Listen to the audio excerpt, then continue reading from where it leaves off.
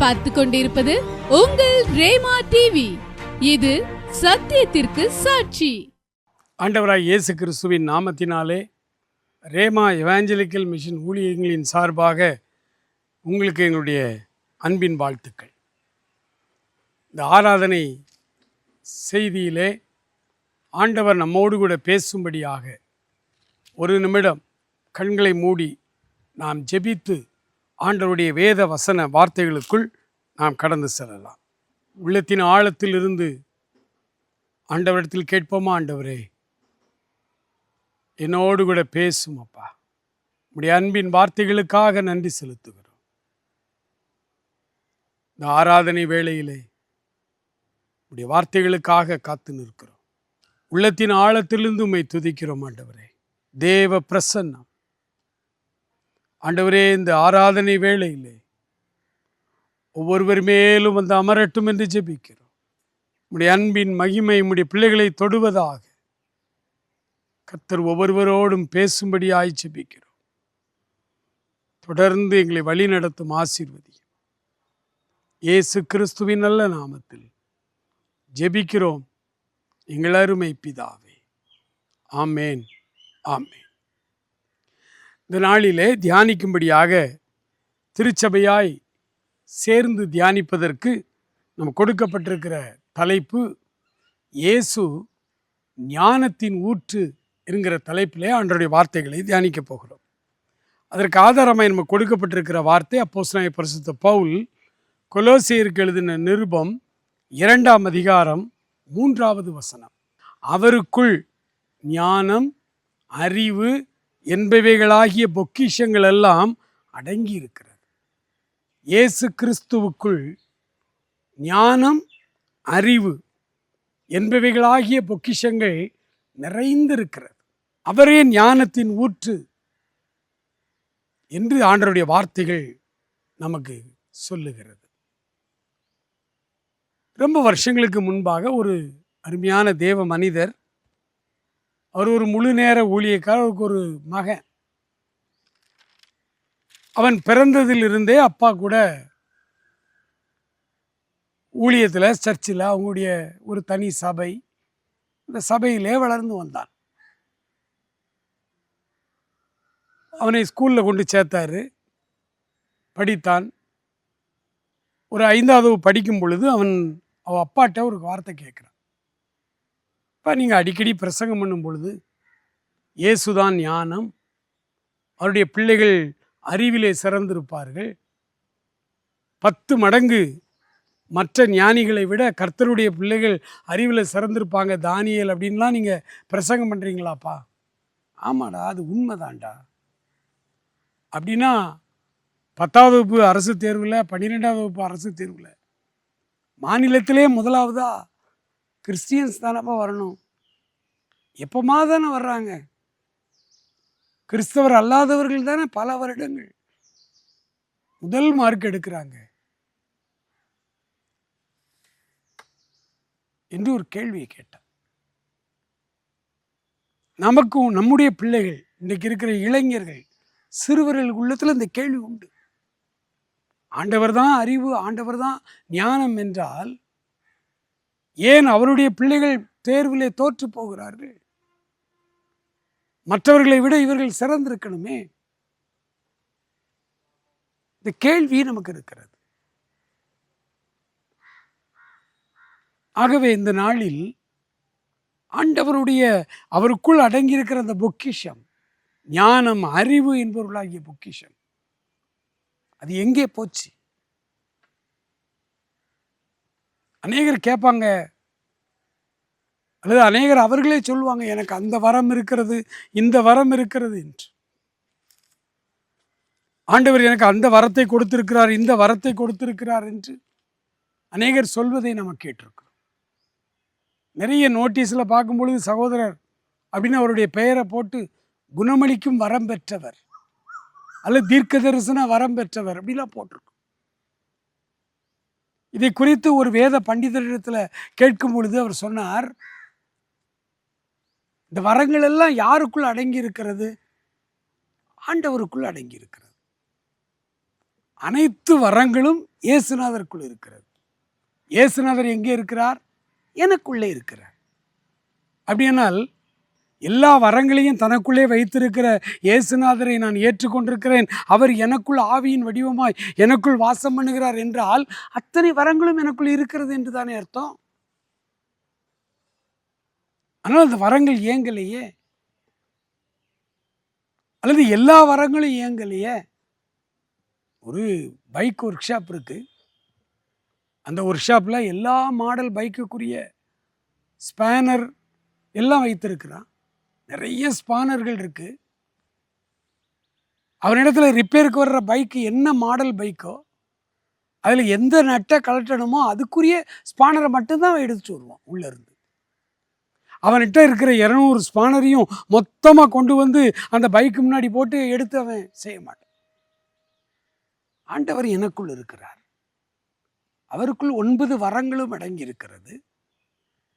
அவர் என்னை கொண்டு ஊழியத்திலே பயன்படுத்தும் பொழுது எந்த இடத்துல எந்த வரம் அங்கே பயன்படும்னு ஆண்டவர் விரும்புகிறாரோ அதை அங்கே செயல்பட அனுமதிக்கிறார். அதனால எனக்கு அந்த வரம் இல்லை என்று அர்த்தம் அல்ல. சில இடங்கள்ல போறோம், வெறுமனே வசனத்தை பிரசங்கிக்கிறோம், ஜெபிக்கிறோம், வந்துடுறோம். ஆனால் சில இடங்கள்ல போய் ஜெபம் பண்ணும் பொழுது சாசுகள் அலறி விழுகிறது, விடுதலை அடைகிறார்கள். இன்னும் சில இடங்களுக்கு செல்லும் பொழுது சில வியாதியஸ்தர்கள் வந்து ஜெபிக்கிறார்கள், உடனடியாய் குணமடைகிறார்கள். அப்படியானால் எனக்கு இப்படி ஒரு சிறப்பான வரம் இல்லை. எல்லா வரங்களும் ஆண்டவரை உள்ளத்தில் ஏற்றுக்கொண்டு எல்லாருக்கும் உண்டு. எப்போ எது தேவையோ அப்போ அதை பயன்படுத்துவார். ஏன்னா இந்த உலகத்தில் உள்ள மெக்கானிக்கை விட அவர் மிகச் சிறந்தவர் அல்லவா. ஞானம், அறிவு என்பவைகளாகிய பொக்கிஷங்கள் எல்லாம் அவருக்குள் அடங்கி இருக்கிறது. அவருக்கு எப்போ யாரை வைத்து என்ன செய்யணும் அதை அவரால் செய்ய முடியும். எந்த வரங்களும் கொண்டும் எந்த மனிதனையும் இயக்க அவரால் முடியும். ஆகவே இதை நாம் சரியாய் விளங்கி கொள்ள வேண்டும். அவர் எனக்குள் இருக்கிறார். அவருக்குள் ஞானம், அறிவு என்பவைகளாகிய பொக்கிஷம் இருக்கிறதுனா அப்போ அவர் எனக்குள் இருக்கிறார். அப்போ எனக்குள்ளே ஞானம், அறிவாகிய பொக்கிஷம் இருக்கிறது. ஆனால் அது ஒர்க் பண்ணலை, அது செயல்படலை. அது ஏன்? இதைத்தான் நம்ம ஆண்டவர்கிட்ட கேட்கணும். இப்போ ஆண்டவர் அதற்கு சில பதில்களை சொல்லுகிறார். அந்த பதில்களை தான் நம்ம எடுத்து இப்போ தியானிக்க போகிறோம். முதலாவது யாக்கோபு என்பவர் எழுதின அந்த நிருபத்திலே 1ஆம் அதிகாரத்திலே 5வது வசனத்தை உங்களுக்காக நான் வாசிக்கிறேன். உங்களில் ஒருவன் ஞானத்தில் குறைவுள்ளவனாய் இருந்தால் யாவருக்கும் சம்பூரணமாய் கொடுக்கிறவரும் ஒருவரையும் கடிந்து கொள்ளாதவருமாகிய தேவனிடத்தில் கேட்க கடவன், அப்பொழுது அவனுக்கு கொடுக்கப்படும். எந்த நிபந்தனையும் ஆண்டவர் சொல்லலை. எப்பா நீ இதை செய்தாதான் நான் உனக்கு இந்த ஞானத்தை தருவேன் அப்படி சொல்லலை. உங்களில் ஒருவன் ஞானத்தில் குறைவுள்ளவனாய் இருந்தால் அவன் ஆண்டவரிடத்தில் கேட்கணும்.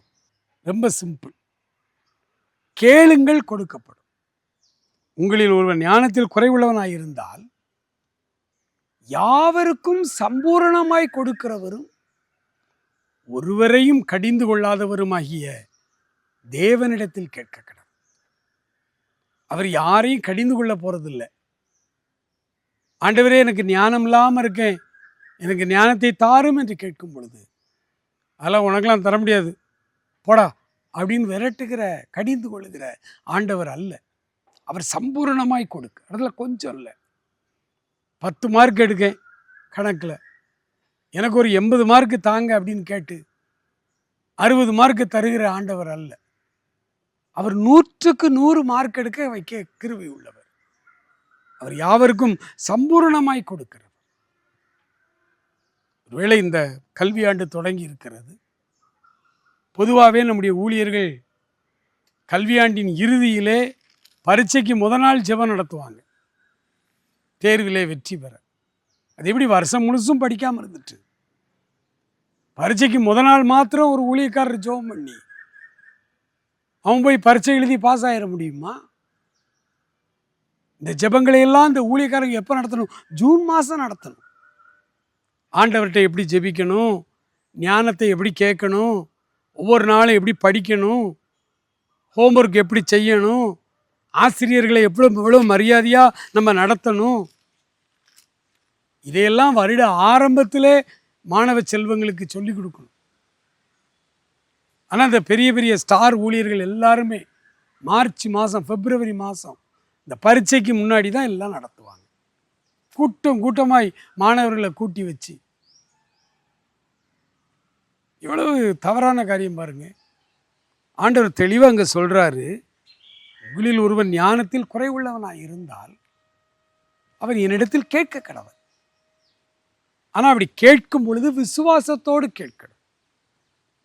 ஏன்னா அடுத்த வசனம் சொல்கிறாரு, ஆனாலும் அவன் எவ்வளவாயிலும் சந்தேகப்படாமல் கேட்க கடவன். ஆண்டவரிடத்தில் ஞானத்தை கேட்கும் பொழுதோ அல்லது வேறு எந்த காரியத்தை கேட்டு நம்ம ஜெபித்தாலும் அதை தருவதற்கு அவர் போதுமானவராய் இருக்கிறார், அவர் சம்பூரணம் உள்ளவராய் இருக்கிறார், அவரால் எல்லாவற்றையும் நமக்கு தர முடியும் என்கிற அந்த ஒரு தெளிவான சிந்தையை நமக்குள்ள இருக்கும். எனக்கு அன்பானவர்களே, ஆண்டவருடைய வேதம் தெளிவாய் சொல்லுகிறார், அவர் ஞானத்தில் அறிவில் ஐஸ்வர்யம் உள்ளவர். அவர் அவருடைய பிள்ளைகள் முட்டாளாய் இருக்கணும் அப்படின்னு விரும்புவதே கிடையாது. அவர் ஞானத்தை தருகிறார். அப்போ முதலாவது ஆண்டவரிடத்திலே விசுவாசத்தோடு நம்ம ஜெபிக்கணும். ஜெபித்தால் ஆண்டவர் தன்னுடைய சம்பூர்ணமான அறிவை நமக்கு தருகிறார். புதிய கல்வியாண்டுக்குள்ள வந்திருக்கிற அனைத்து மாணவ மாணவிகளுக்கும் இந்த வார்த்தையை நான் ஆலோசனையாய் சொல்லுகிறேன்.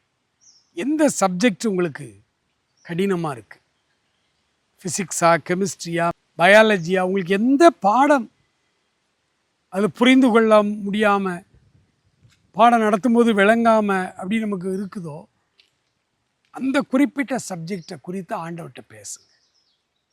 நம்முடைய ஆண்டவர் ஒரு தகப்பனை விட மேலானவர், தாயை விட சிறந்தவர். ஆகவே அவரிடத்துல அப்பா அம்மாட்ட பேசுவது போல நாம் பேச முடியும். ஒருவேளை மேடைக்கு முன்னால் மைக்கில் ஆலயங்களில் நாங்கள் இப்படி சென்டென்ஸ் பை சென்டென்ஸாக அப்படியே இலக்கண சுத்தமாக பேசிகிட்டு இருக்கிறோம். ஆண்டவர்கிட்டையும் இப்படித்தான் பேசணும் போல, ஜெபத்திலையும் இந்த மாதிரி இலக்கிய தரமாக தான் பேசணும் போல. இல்லை இல்லை, அங்கே நீங்கள் உங்கள் அப்பாவிடத்தில் பேசுவது போல பேச முடியும். ஆண்டவருடைய சமூகத்தில் தெளிவாய் நீங்கள் கேளுங்கள், அப்பொழுது உங்களுக்கு கொடுக்கப்படும். ரெண்டாவதாக, இந்த ஞானம் நமக்கு அந்த பொக்கிஷம் ஞானம் அறிவு நமக்கு வேண்டுமானால் படிக்கிறவர்களுக்கு உதடுகளின் மதுரம் கல்வியை பெருக பண்ணும். இந்த இடத்துல கல்விங்கிறதுக்கு எஜுகேஷன் போட்டிருக்கு. உதடுகளின் மதுரம், நம்முடைய வாயிலிருந்து புறப்படுகிற இனிமையான வார்த்தைகள், ஆசிரியர்கள்ட்ட பேசும் பொழுதும் பெற்றோரிடத்தில் பேசும் பொழுதும், நம்மை விட வயது முதிர்ந்த உறவினர்களிடத்தில் அல்லது வெளியே உள்ள முன்பின் தெரியாத முதியவர்களாக இருந்தால் அவர்களிடத்தில் பேசும் பொழுதும் அன்போடு பேச கற்றுக்கொள்ளுங்கள், இனிமையோடு பேச, புன்சிரிப்போடு பேசுங்கள், பெரியவர்களுக்கு கீழ்ப்படியுங்கள், பெரியவர்களுக்கு கீழ்ப்படியுங்கள். வாலிபர்கள், இளைஞர்கள் பஸ்ஸில் நீங்கள் பயணம் செய்யும் பொழுது முதிர் வயது உள்ளவர்கள் பக்கத்தில் சீட் இல்லாமல் இருந்தால் எழும்பி சீட்டு கொடுங்க. அதில் நீங்கள் உங்களுக்குள்ளே எந்த விதண்டாவாதம் பண்ணாதுங்க. உங்களால் எழுந்து நிற்க முடியறதுக்கு சக்தி இருந்தால் எழுந்து இடம் கொடுங்கள். உங்களுடைய உதடுகளின் மதுரம், உங்களுக்குள் இருக்கிற ஞானம், அறிவு என்கிற ஆண்டவருடைய பொக்கிஷங்கள், அதிலிருந்து அந்த ஞானம் உங்களுக்கு வெளிப்பட ஆரம்பிக்கும், இந்த அறிவு உங்களுக்கு வெளிப்பட ஆரம்பிக்கும். ஆசிரியர்களை கனப்படுத்துங்கள், ஆசிரியர்களுக்கு ஏற்ற மரியாதை செலுத்துங்கள், அவர்கள் தருகிற ஹோம்ஒர்க்ஸை அன்றன்று தெளிவாய் சரியாய் செய்து முடியுங்கள். வகுப்பில் அப்படி புன்சிரிப்போடு அமர்ந்திருங்கள். உங்களுக்கு அறிவு ஞானம் தன்னால் வரும். மூன்றாவதாக ஆண்டவருடைய வேதம் நீதிமொழிகளில் முதல் 10 அதிகாரத்தை வாசித்து பாருங்கள். ஞானம் அறிவு என்கிற வார்த்தை திரும்ப திரும்ப திரும்ப வரும். 9ஆம் அதிகாரத்தில் அதிகமாய் வரும். 2வது அதிகாரம், முதல் அதிகாரம் வரிசையாக நீங்கள் வாசிச்சு பாருங்க. பொதுவாகவே இளைஞர்களுக்கு, ஆண்டவரை ஏற்றுக்கொண்ட மாணவர்களுக்கு, மாணவிகளுக்கு நாங்கள் சொல்லுகிற முதல் ஆலோசனை, நீதிமொழிகள் புத்தகத்தில் 31 அதிகாரம் இருக்கிறது. ஒவ்வொரு நாள் பள்ளிகள் கல்லூரிகளுக்கு நீங்கள் புறப்படும் பொழுது காலையில் எழுந்து எல்லா வேலைகளையும் ஜெபித்து முடித்து விட்டு நீங்கள் காலையில் பள்ளிக்கு செல்லுகிற அந்த நேரத்தில் அன்னைக்கு என்ன தேதியோ அந்த நம்பருக்குரிய அந்த நீதிமொழிகள் அதிகாரத்தை வாசியுங்கள். நீங்கள் ரெகுலராக அதை வாசிங்க. ஒரு முறை வாசித்து விட்டு அடுத்த மாதம் 1ஆம் தேதி மறுபடி வாசிக்க ஆரம்பிக்கும் பொழுது தெளிவாய் ஆண்டவர் அந்த அதிகாரத்தின் வழியாக உங்களோடு நடத்துவார். பள்ளிக்கூட வளாகத்தில் இன்றைக்கு என்ன சம்பவிக்கும், இன்னைக்கு யார் உங்களிடத்தில் வந்து என்ன பேசுவார்கள், ஆண்டவர் காலையிலே நமக்கு அந்த வசனத்தின் மூலமாய் தெளிவாய் கற்றுத்தருவார். இன்னைக்கு கொஞ்சம் ஜாக்கிரதையாக இருப்பா. வாயின் வார்த்தைகளை குறித்து இன்னைக்கு பள்ளிக்கூடத்தில் நீ எச்சரிக்கையாக இரு. அந்த தேதியில் இருக்கும். நீங்கள் பள்ளிக்கூடத்தில் போங்க. அன்னன்னைக்கு தேவையான ஆலோசனைகள், நடைமுறை ஆலோசனைகள் வரும். அதில் ஆண்டவர் தெளிவாய் சொல்றாரு, இந்த வேத வசனங்கள் நீ கண்மணி போல பாதுகாத்துக்கொள். வசனங்களை கடைபிடித்து இருந்தா அது ஒரு கழுத்துல ஒரு சரப்பணி மாதிரி இருந்து உனக்கு கௌரவத்தை கொடுக்கும், அறிவை தரும், ஞானத்தை தரும். ஞானம் அறிவு என்பவைகளாகிய பொக்கிஷங்கள் எல்லாம் அவருக்குள் தொகையாய் அடங்கி இருக்கிறது. அவர் இப்பொழுது எனக்குள் இருக்கிறார். ஒருவேளை ஆண்டவரை நான் இன்னும் ஏற்றுக்கொள்ளவில்லை என்று சொல்லுகிறவர்கள் இப்பொழுது நீங்கள் ஏற்றுக்கொள்ள முடியும். ஆண்டவரை ஏற்றுக்கொண்டவர்கள் ஞானத்திற்காக, அறிவுக்காக எங்கேயும் ஓட வேண்டியதில்லை. தேவ சமூகத்திலே அமர்ந்து சந்தேகப்படாமல் அவரிடத்திலே கேளுங்கள். பெரியவர்களிடத்திலும் ஆசிரியர்களிடத்திலும் அன்பொழுக பேசுங்கள். கடினமான வார்த்தை பெற்றோரிடத்திலே பேச வேண்டாம். மூன்றாவதாக வேத வசனங்களை கண்ணும் கருத்துமாய் வாசித்து அவைகளை தியானித்து கழுத்திலே அணிந்து கொள்வது போல அதை வாழ்க்கையிலே கடைபிடியுங்கள். அது உங்களுக்கு கௌரவத்தை கொடுக்கும், மிகுந்த ஞானத்தை கொடுக்கும். இறுதியாக 2 வசனத்தை உங்களுக்கு வாசித்து நாம் ஜெபத்துக்குள்ளே போக போகிறோம். சங்கீதங்களின் புத்தகம் 119ஆம் சங்கீதத்திலே 99வது வசனம் 100வது வசனத்தை உங்களுக்காக நான் வாசிக்கிறேன். உம்முடைய சாட்சிகள் என் தியானமாய் இருக்கிறபடியால் எனக்கு போதித்தவர்கள் எல்லாரிலும் அறிவுள்ளவனாய் இருக்கிறேன்.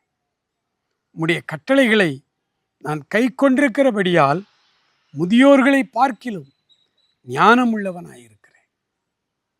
ஆண்டவருடைய சமூகத்தில் ஜெபிப்போமா? ஆண்டவருடைய வார்த்தைகளை, ஆண்டவருடைய பைபிளில் உள்ள சாட்சிகளை தியானிக்கும் பொழுது, கை கொள்ளும் பொழுது நம்ம கற்றுக் கொடுக்கிற எல்லா பேராசிரியர்களை விடவும், சமுதாயத்திலே சான்றோர்களை விடவும் அதிக ஞானம் உள்ளவர்களாய் ஆண்டவர் உங்களை மாற்றுவாராக. கண்களை மூடி நம்ம ஜெபிப்போம். மகா இரக்கமும் அன்பும் கிருபையும் நிறைந்த ஆண்டவரே, ஞானம் அறிவு என்பவைகளாகிய பொக்கிஷம் உமக்குள் அடங்கி இருக்கிறது. ஞானத்தின் ஊற்றாய் நீர் இருக்கிறீரப்பா. நீர் எங்களுக்குள் இருக்கிறபடியினாலே அத்தனை அனந்த ஞானத்திற்கும் நாங்கள் சொந்தக்காரர்கள் அப்பா. இந்த ஞானத்தை எங்கள் வாழ்க்கையில பெற்று அனுபவிக்க நீர் கற்றுத்தந்த காரியங்களின்படியே நாங்கள் செய்ய போகிறோம். தேங்க்யூ. இதுவரை உம்மை ஏற்றுக்கொள்ளாத மாணவர்கள், மாணவிகள், இளைஞர்கள், சிறுவர்கள், பெரியவர்கள் உம்மை உள்ளத்திலே தெய்வமாய் உம்மை ஏற்றுக்கொள்ள கிருபைத்தார். ஆசீர்வதியும் அப்பா. தொடர்ந்து காத்துக்கொள்ளும். இயேசு கிறிஸ்துவின் நல்ல நாமத்தில் ஜெபிக்கிறோம் எங்கள் அருமை பிதாவே. ஆமேன், ஆமேன்.